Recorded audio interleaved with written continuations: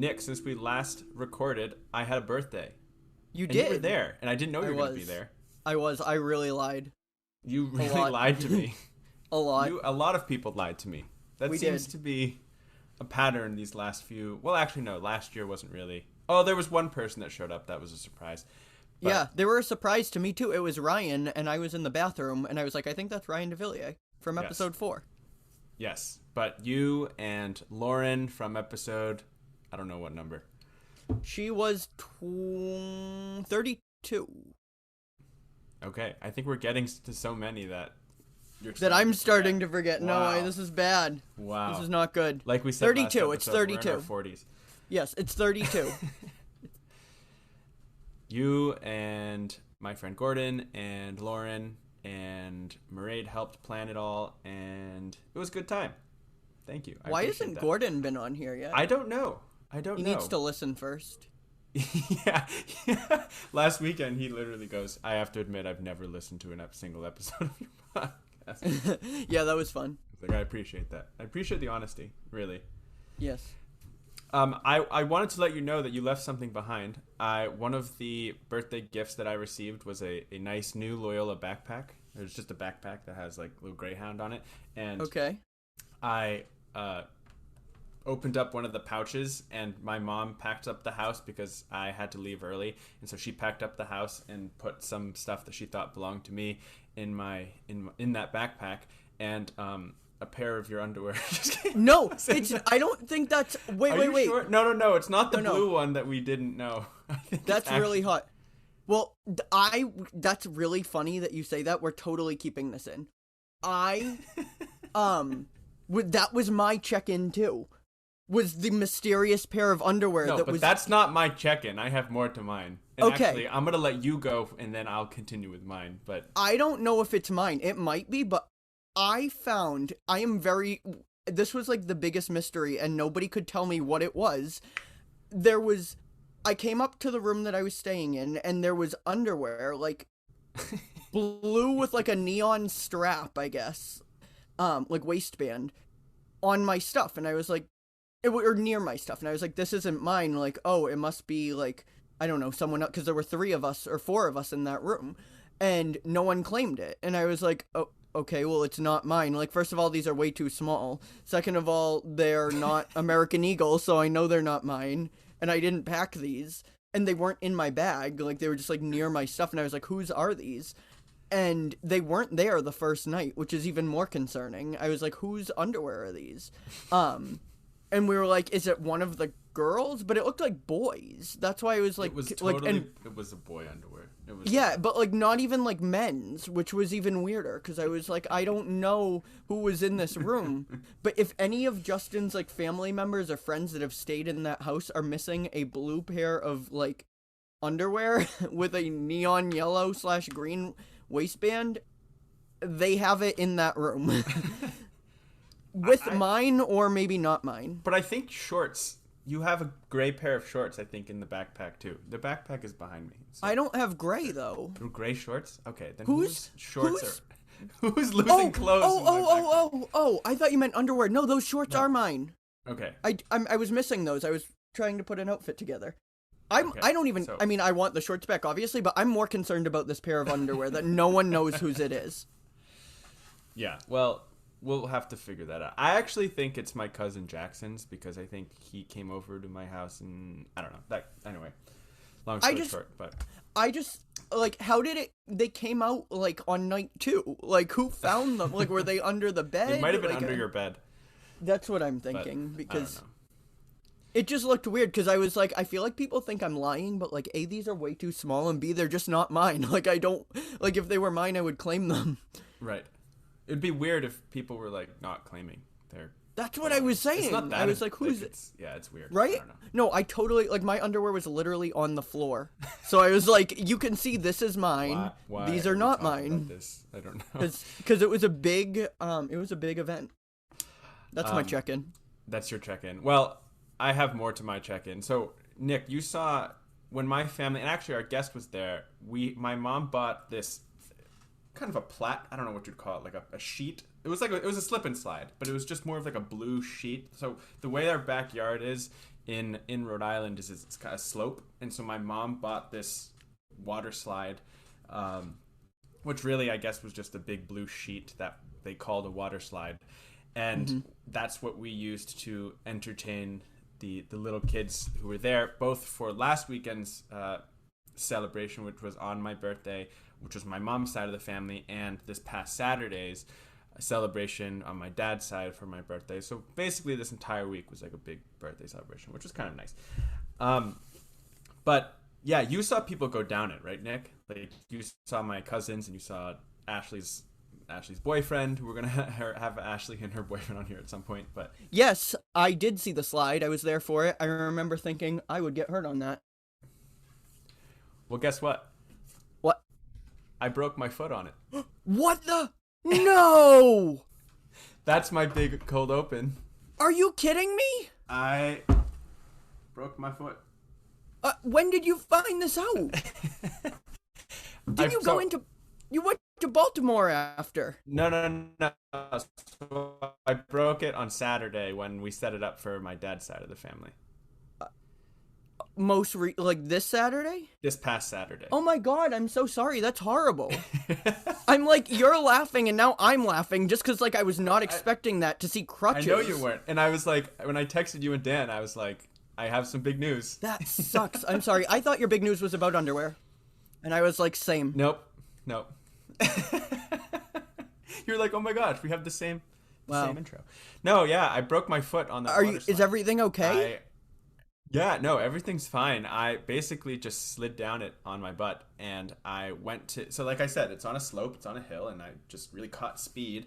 And the first time I went down it on Saturday, I was on my butt, and I slid down, and then I like was able to like somehow smoothly like stand up and then just like run the rest of the momentum off on the flat part of the yard. Well, the second time I tried doing that, and I slid down, and instead of being able to catch myself and start running, my entire body weight rolled on top of and over my foot. And so I heard something, I don't know how to describe it, if it was like a pop or a snap or something, but I'm glad that you're good with this. Your face is just like, ew. But yeah, so I was walking around. That happened on Saturday. I was walking around. I immediately started limping because I was in pain. Right. But it didn't hurt that much, and I've never broken a bone before. So I was like, oh, I think it's fine. I was just walking around. I showered. I spent the rest of the day just elevating it and icing it.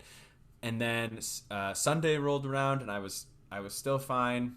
It still hurt me, and I was like, it doesn't feel... I don't know what a broken bone feels like, but it just felt... I could still put weight on it. It just hurt a little bit.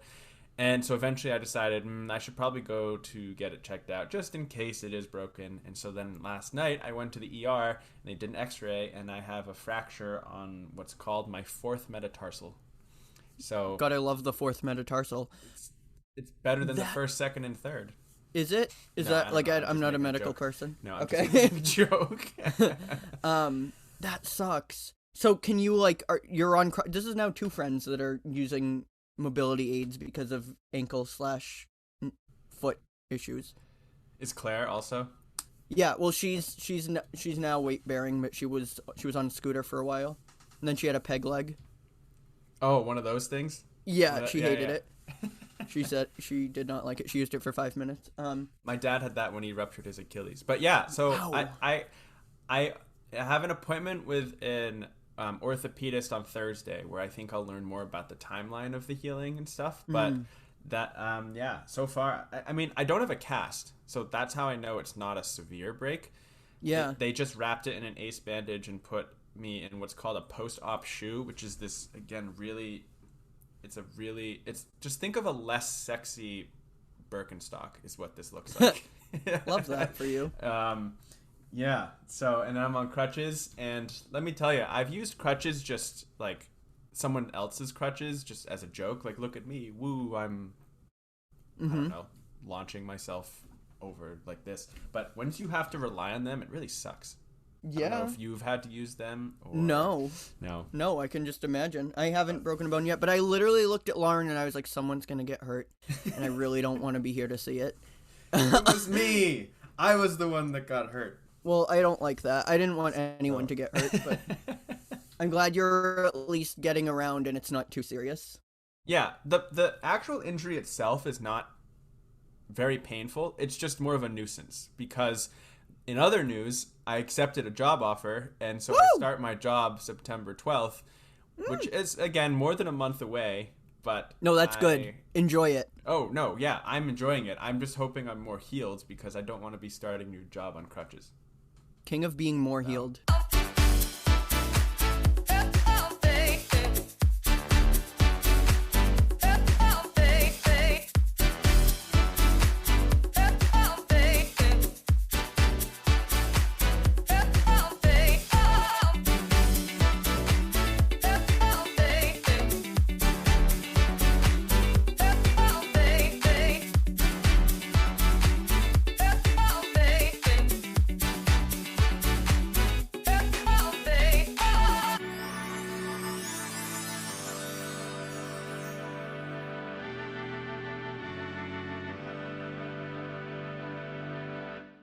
Speaking of jobs, this is our third episode in our little trilogy we have talking about work and applying for jobs and the job application process and the interview process. And as promised, we are welcoming my wonderful cousin Courtney here to this episode, who I'll bring in just a moment.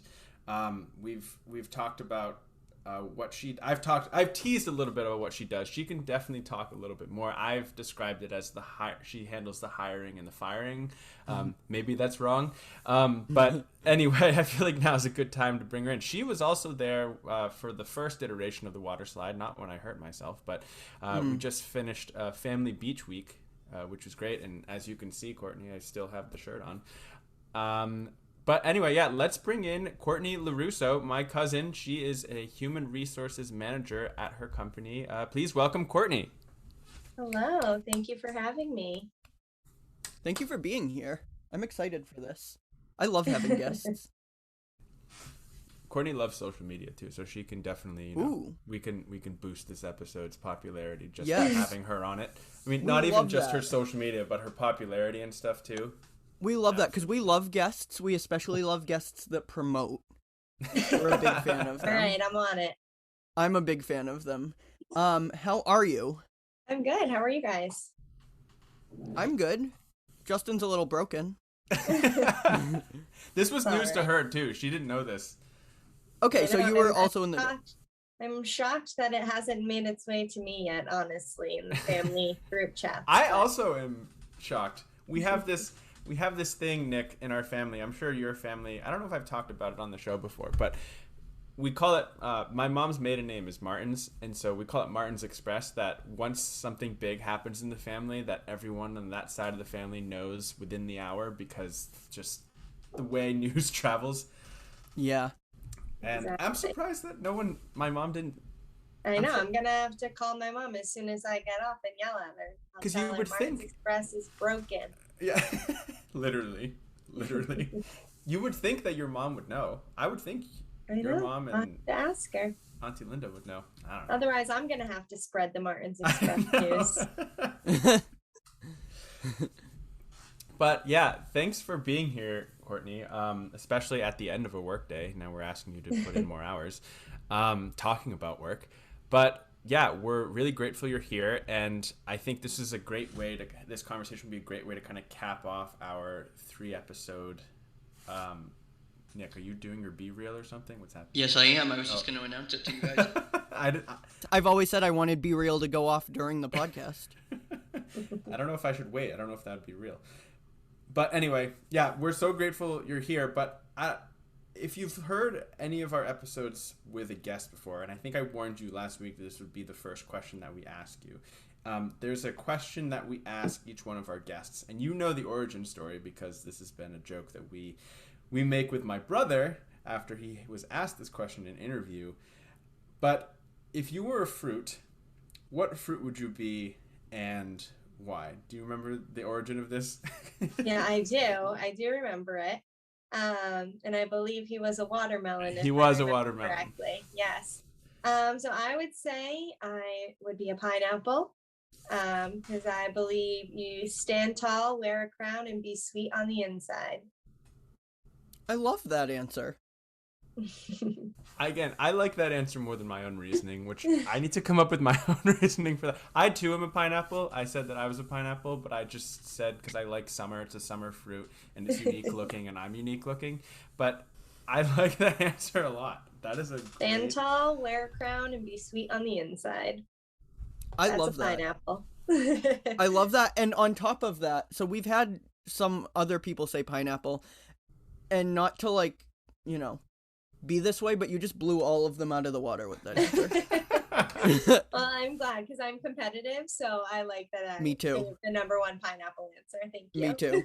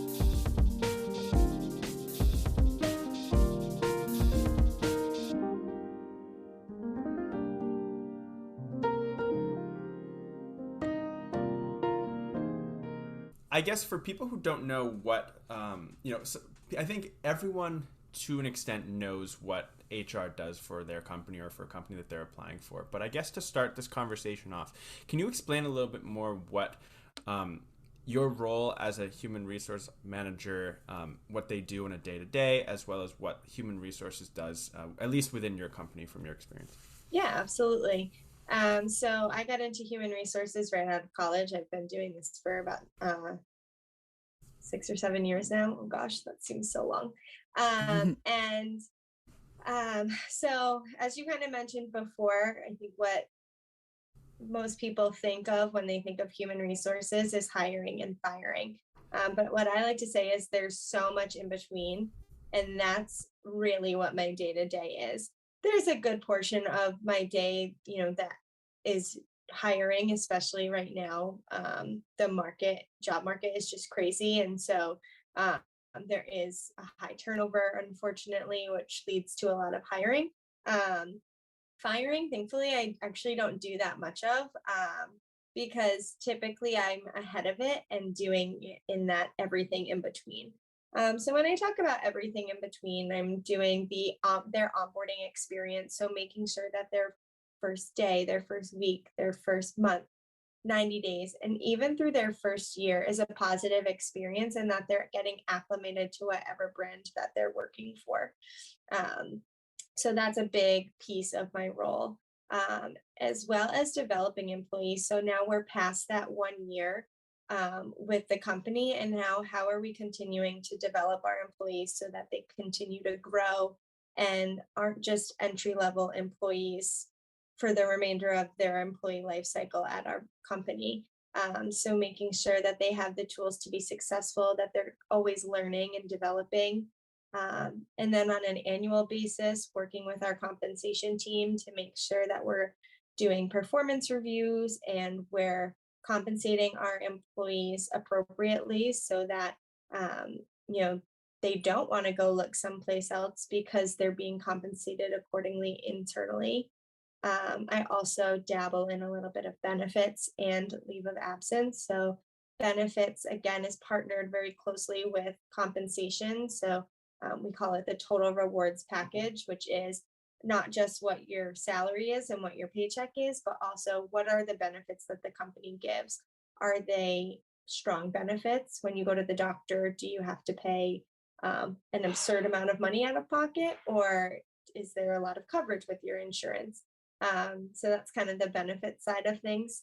And then leave of absence. So when an employee needs to take time out of work for an extended period of time, I work closely. I've done it myself, but in my current role, I partner with our leave of absence manager and make sure that, I'm coming from an unbiased perspective of making sure that our employees are taking the time that they need in order to, it's typically for a medical reason. So in order to be healthy and come back to work, but also protecting our business and knowing that, that person has a job for a reason. And sometimes, unfortunately, if they can't come back to work in time, we have to fill that role because we need to get the job done at the end of the day. So I kind of come in and balance that out for our employees. So that's a little bit of kind of that in between. But it's a lot. And we say all the time, we could write a book in HR, the things that come across our desks. And every day is different. It's really hard for me to say, well, this is what I do from a day-to-day basis, because what I think I'm going to do one morning, by the end of the day, I probably did none of it, because whatever happened that day and has come across my desk is, what became the priority at that point in time. Cool. I have a question about, so given that you said, it's hiring, firing, but the meat of it is everything in between. Mm-hmm. I want to ask my hiring question first, just because it's, it's the beginning, I guess, of the cycle that you mentioned. First of all, do you conduct interviews, or do you do more of like the, does the supervisor do the interview, I guess? Yeah, good question. So I typically will do the initial intake call. So I'll do a phone screen with the candidate to kind of vet through. I've at that point already had a conversation with the hiring manager to understand what exactly they are looking for, so that I can vet through the employees, or not the employees, the candidates, to make sure that I'm passing along the best candidate for them. As well as keeping in mind the best candidate experience. So I don't want to pass someone along that I don't think is going to be a good fit for the role, because I don't want to waste anyone's time. I don't want to waste the candidate's time, and I don't want to waste the hiring manager's time.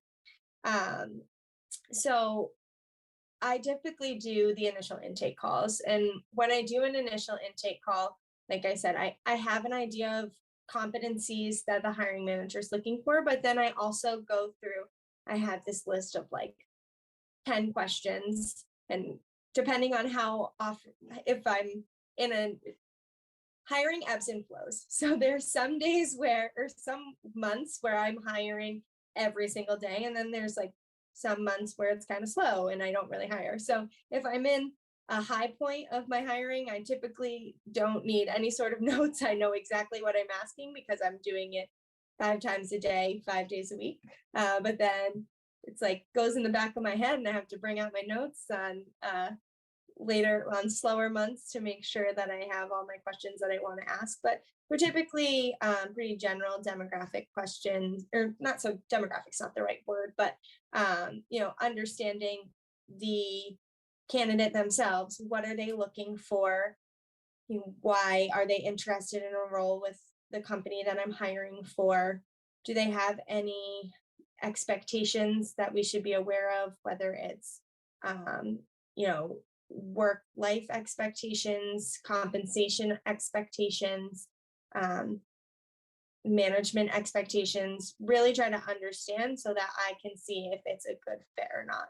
I typically don't get into the technical aspects of the job in that initial phone screen, because I don't do that job or manage that job on a day-to-day basis. So I like to save that for the hiring manager, because they're typically able to answer those questions much better. That sounds like that's definitely best practice, because just from the recent application process, interviewing process that I went through, I told on a previous episode that the first communication that I got from a company was either from a recruiter, or maybe sometimes it wasn't clear, and they would say, okay, let's have a phone interview. Mm-hmm. And I went into those phone interviews a lot of time prepared for meat and potatoes questions about like how would you perform in this job, blah blah. But then a lot of times I was met with, like, say someone in your role, I don't know if you'd call yourself a recruiter in that point or just an HR representative or whatnot, and it was a lot of questions of what are your goals. I think one of them actually explicitly said they're just vetting to see, there were a couple of openings in the company, so they wanted to see, just at least looking at my resume, make sure I wasn't overqualified for a job when there was another one that might better suit me or better fit me. So I think that makes a lot of sense. Nick, I think you had a question that you want to follow Yes. up. So yeah. First I should say that was my hiring experience as well. I had a phone interview, I guess, but it wasn't really I forget the word you used, but with the HR manager.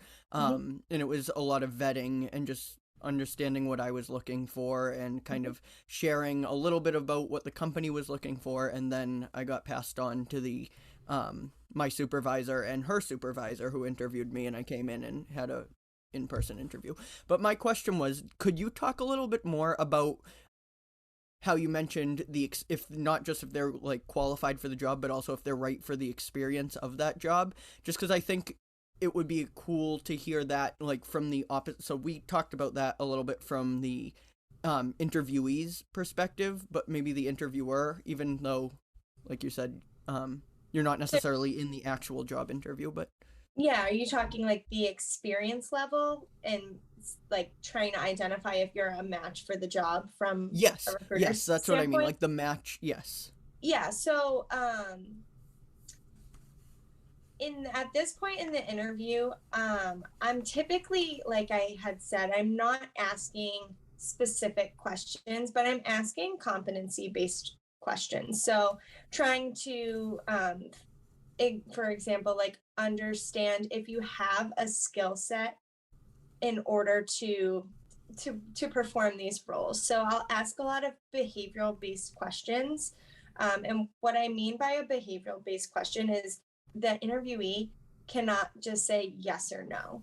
There has to be some explanation. So I'm kind of going off the cuff here, but give me an example of a time where your manager told you to do something and you completely disagreed with it. How did you overcome going against something that you didn't agree with? So that's an example of the interviewee can't say, I can't, yes.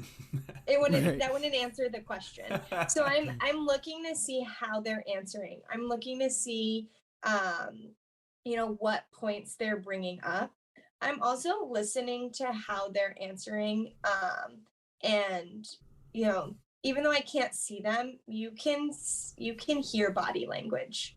And so it's very, and different jobs have different body languages. So I hate to stereotype, but like a very numbers and analytical driven position, like an accounting position or a data analytics position, that person is probably not going to respond to my questions really high energy.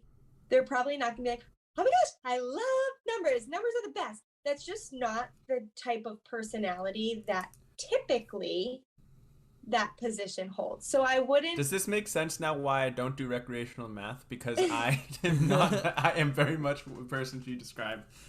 So I would never hold that against someone, but there's definitely, typically when you're on the phone with someone, you want it to be a pleasant conversation. So you want to hear their smile through talking to them. But I literally said that on the last episode. I'm sorry, I didn't mean to cut you off, but I literally said you can hear smiles through the phone. You totally can. But I also know that that's not typical for everyone, and specifically in certain jobs. Like you just, after being in this industry for a while, you start to know like different groups of people and how they act. And that's not just from a recruiting standpoint, that's from being in a corporate position for many years and interacting with different departments. Different departments act different. It's a fact. It's just the way that their brains work. I actually used to use this really cool recruiting tool at my last company. It was called the Predictive Index. I'm not sure if you've ever taken it. I knew I took it in like college as well. But basically what it does is, as a hiring manager, you could basically draw out who your ideal candidate was.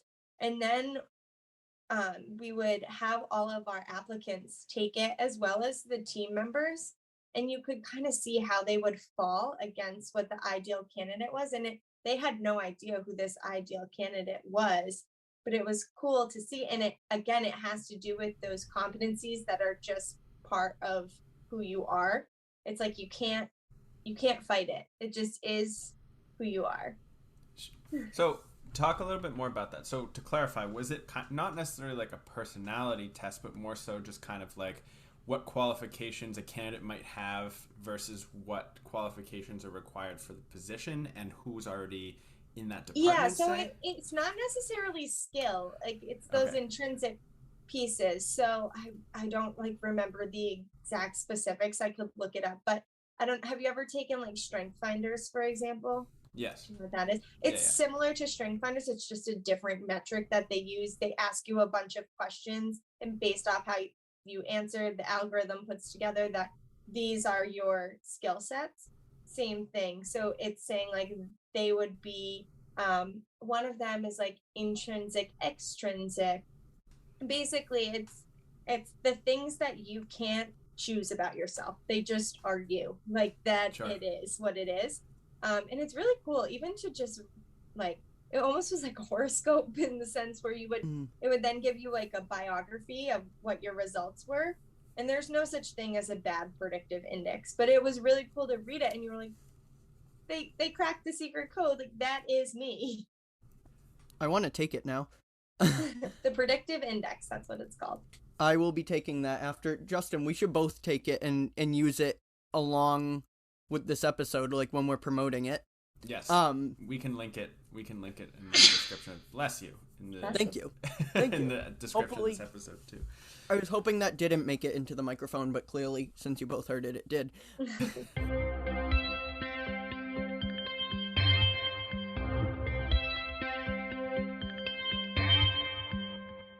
I wanted to ask just now about moving on into like you said, the meat of your job and like the day-to-day.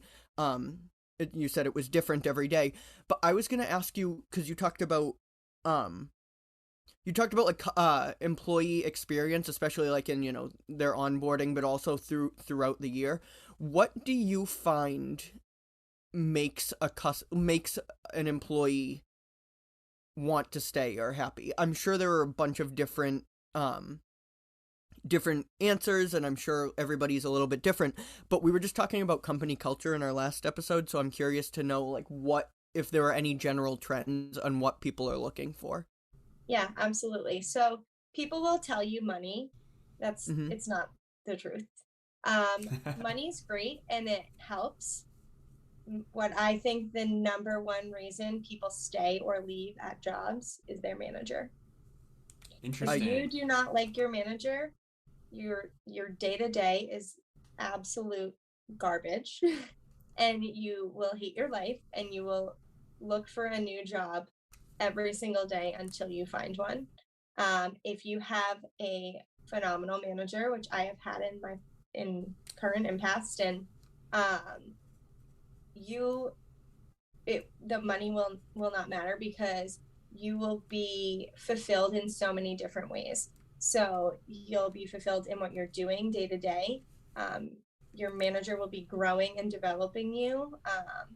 I still, I had this one manager, I was with her right out of college. And I tell her all the time, like, I owe her the world, because she put all her eggs into my basket and made me grow into the professional that I am. And I'm serious when I say that I would not be where I am without her guidance. And I hope that one day I can guide someone the way that she guided me, because it is like, hands down, you want to be successful, have a good manager. A follow-up to that I'm kind of curious about is, if you say that that's kind of the largest piece to keep someone like happy and also just spirits high and morale high in a company, have you had to deal in you said 6 to 7 years in the industry with maybe a relationship with a manager wasn't going so well? Maybe you personally didn't deal with this complaint, but your department did, and if so, how did that go, at least from your end? Yeah, so I can speak specifically. I just recently, within the last year, left a previous job, and I dealt with it a lot in my last job. So in my last job, I was the head of HR for all of the retail stores for the brand that I worked with. And so in retail, you have a lot of great managers and you have a lot of not so great managers, unfortunately. And so I had a lot of instances of not great managers. And so you would see full stores turnover, where there were days or weeks where we had to keep a store closed completely because a manager's team completely quit on them because they just couldn't stand with that relationship anymore. And so depending on the situation and the severity, my role was to coach that manager into how to be a better manager. So I use tools, we call it a PIP, it's a performance improvement plan.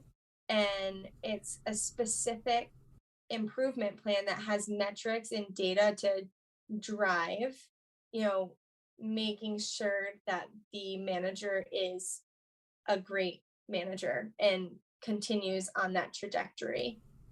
So, in that specific situation, we're very sales driven as a retail organization. So making sure that first and foremost, the store manager is hitting their sales goals, because we lead by example. And so if a store manager isn't hitting their sales goals, how are we ever going to expect that the rest of the team is going to hit their sales goals? Right. This relates to my next question of the pandemic brought a lot of changes to the work world and the way we think about work, the way we do work. And, you kind of described your position as the bridge between the company or the administration and the employees. And I was wondering if you could talk a little bit about how the different things that you kind of oversee. You've talked about you have your hand in benefits, you have your hand in leave of absence, you have your hand in, as we just talked about, the workplace kind of morale and the climate in the workplace. During the pandemic, or over the last 2 years, how did you see those things change? And what were some obstacles or challenges that you had to face in the kind of evolving work world? Yeah, so I actually probably have a different outlook than many people do, but I found the pandemic to be a very positive thing for corporate America. Very positive. So, now we love optimism here, so that's great. Because I will say, personally, for me and my husband, our work-life balance has exponentially gotten better from the pandemic. The ability to work from home and not have to, spend time on either end of our workday commuting is absolutely huge for our quality of life. We're lucky we live in a home where we have our own spaces and can both work from home and not interrupt each other for the most part on a day-to-day basis. But as for actually, not just myself, but with my companies, one thing, again, it's super positive, is we had a lot less employee relations issues. So when I say employee relations issues, that's so-and-so was mean to me today. This, very high school guidance counselor. That's a big part of my job when I am in the office, unfortunately. And so with people working from home, there was a lot less of that because people were just in their own space. Now, on the other end of that, there is a piece of camaraderie that is missing. Due to that, as much as we would love for a Teams or a Zoom meeting to bring us all together, it's just not the same. And so that's where, my company, my husband's company, most companies at this point have gone to this hybrid model, where we're in the office a few days a week, but we're also working from home majority of the week. And it works out really well because you have that FaceTime with your colleagues, but then you also have those days where it's stress-free in the sense where you're not commuting in. I find personally commuting a very stressful task, and maybe I'm just a Rhode Islander that is used to only having to drive 5 minutes down the road. But, when you sit in traffic and you haven't even started your day yet, it's like, how am I going to do 8 hours and then sit in traffic on the way home? It's just not, to me, it's not a good quality of life. And you're starting to see some companies go back to wanting people in the office 5 days a week. My personal outlook on that is if you're not willing to evolve, you're going to be left behind. And I think that corporate America will never truly go back to 5 days a week in an office. I personally I don't see that ever happening. I really, I like that I share that perspective, about getting left behind if you're, like, people don't want to be in the office for the most part. I don't want to generalize, but like, yeah. I did have like a quick follow-up question to that. Do you have any suggestions? Because I was gonna say, you actually took the question out of my mouth. We were talking at the company I work for about that lack of camaraderie that can occur because of the whole working from home. And I'm a big advocate for being able to work from home. But do you have any suggestions? I guess one of them would be the hybrid model, which is something that we use too at the company I work for. But do you have any suggestions on how to keep that like team aspect of it when everybody's in their living room? Yeah, absolutely. I have a few. So one being when you're on a virtual meeting, like a Teams meeting, sorry, I use Teams at work. I know a lot of places use Zoom, so I always resort to Teams. When you're on a video conference like that, turn your camera on. It just, when you have your camera off, you don't know what's happening on the other side of the camera. People tend to multitask when they're not. I mean, I'm guilty of it. I do it all the time. But if I'm trying to build camaraderie and I'm running a meeting and I want to make sure that everyone is paying attention, I'll ask if everyone can put their cameras on. And also, if I'm going to do that, I'll probably give them some notice because some people aren't comfortable just out of the blue putting a camera on. So if you just let them know, like, hey, we're going to be putting cameras on during tomorrow's meeting, be prepared. I think that's huge. Another thing, again, it goes back to being a good manager, but I definitely, as a manager, would encourage team meeting on some sort of cadence, whether it's a week, a month, once a month, once every other week, where you get on for 15, 20, 30 minutes and you just say, like, how's it going? Like, how's life outside of work? So take 30 minutes out of your week or your month to say, how's things going? What have you been doing outside of work? Like, take that step back, because that shows, a manager doing that shows that they care about you as a person, not you as an employee. I love that you said that, because in our last episode we talked about, as I mentioned, what we're looking for in companies and what types of relationships we thrive or do better under in terms of a supervisor, a supervisee. And that was one of the things we talked about, is someone who can be a supervisor or a manager that can be real, not just being like, how is the job, but hey, such and such is going on, how are you doing? Yeah. And that's where you're not going to get someone that does that every day. That's not realistic. But once a month, to take 30 minutes, you can do that. It's important. Gratitude is also super important. So again, these are things that managers really should be doing. It's hard to do this as an employee. I mean, you can still give gratitude, but it goes a lot further when it's coming from a manager. So I have this one manager right now that I think of, and she told me she did this, and I thought it was just the most amazing thing.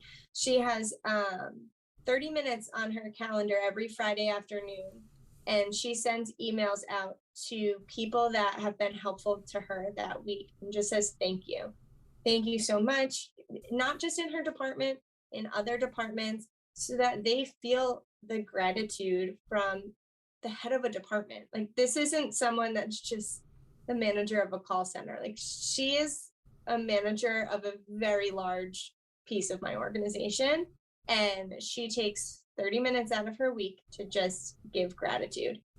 I love that. That's awesome. Mm-hmm. When I worked at when I interned at Born This Way Foundation, they did once a week. Sometimes it was more than that. It was just like a 15-30 minute check-in. It either had a prompt or it was just how are you doing, and it had nothing to do with work. But yeah. I mean, given that they're a mental health organization, it ties into their work, but it was really for them and for us, and it was awesome. Yeah, it absolutely makes a difference. And so I think a way that I wanted to close out our conversation today, I think it goes along our theme of the podcast, which is like the reason we started was Nick and I both graduated college, and we were like, okay, how do we navigate the world after college? And we've been talking about doing that and trying to figure out our way. And lately I've been trying to figure out what my career is going to be like. And so I guess to end our conversation today, my last question for you, Courtney, is do you have any advice for our audience? Is I think the big chunk of our audience is people in their early 20s. And so they're starting out in their career, whatever it might be. They might even change careers, along the path. But do you have any advice, both as someone who, graduated college, not even though you might think it is, not too long ago, but also someone who works in your type of position where you're talking about employee just moods and morale and as you said, involved in the hiring. But what advice do you have for people when they're trying to figure out what they want to do in this great big world of ours? What should they pay attention to, and what should they prioritize? Yeah. So my advice is to never say no. That personally worked really well for me. You don't have to know what you want to do when you graduate, but if you say no to things, you're closing doors. And so when you say yes to everything, you open yourself up to a lot of different opportunities, and it grows your personal portfolio. And you're able to get exposure to different things. And that's what sets you up for success long term, in my opinion.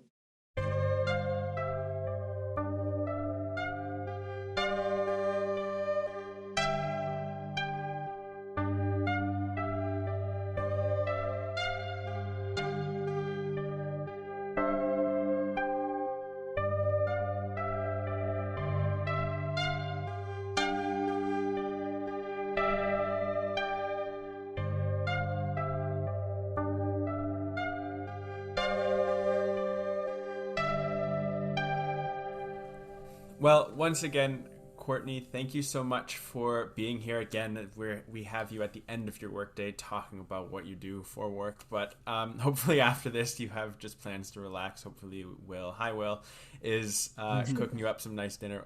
Nick, if you ever are at a family gathering of mine and Will is cooking, you consider yourself blessed. He's quite the chef. As you say, he really does cook a meatball. He does have the best meatballs. I have a request. You're All both right. gonna kill me. You're both gonna kill me. Justin's gonna kill me for asking this, but I don't know if you've listened to episode 18, but it was named after one of your famous lines. Could we get a 5 golden rings before you leave?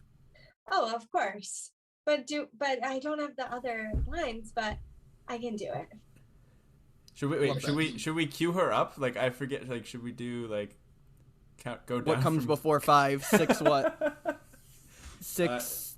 If you could just say on the 5th day of Christmas. Okay. Ready, Nick? We'll do that together. Actually, Okay. no. You, Nick, you do that. Yeah, okay. Okay. We'll ad-lib it in. So what is it on? All you have to say is on the fifth day of My Christmas. true love gave to me, and then I've got the rest. Okay. Justin is gonna do it because he is part of the Martins family. Fine. Ready? On the 5th day of Christmas, my true love gave to me 5 golden rings. That was everything. That is 3 French hens, 2 2 turtle doves, and a partridge in a pear tree. Thank you. That was everything we ever needed. You're welcome. It's The my fans are favorite gonna love it. tradition. Thank you for doing that. We should make that the cold open, honestly. Yeah. Just honestly. start the episode like that. Surprise. It's Christmas in July, or it's August. It's not even July anymore. Christmas in August. Anyway, on that note, my name is Justin Dew. And I'm Nick Gervasi. And you can reach us at our email, pointofdewpodcast@gmail.com, or by sending us a voice message on our website, anchor.fm/pointofdew. Follow us on Instagram and Facebook at Point of Dew Podcast and Twitter at Point of Dew. If you enjoy our show, give us a rating or review in the Apple Podcast Store, or share us with a friend or family member. We really appreciate it and are truly grateful for all of your support. As always, we hope you have a wonderful week. Thank you for listening. Thank you, Courtney. And until next time. H.